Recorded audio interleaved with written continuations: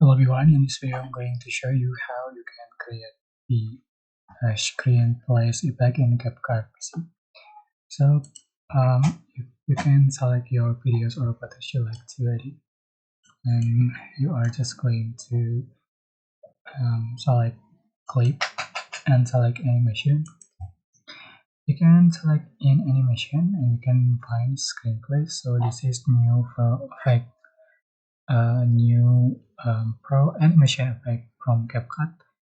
And you can join properties to be able to use this effect. So add to the track, and you can adjust for the duration of the animation, and then you can apply it to all the clip.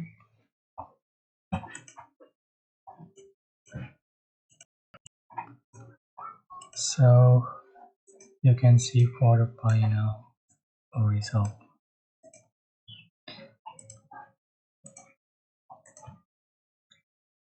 Alright,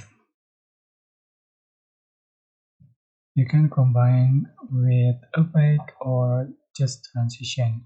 I hope this tutorial was helpful for you guys. Don't forget to like, comment, share, and also subscribe. Thank you so much for watching.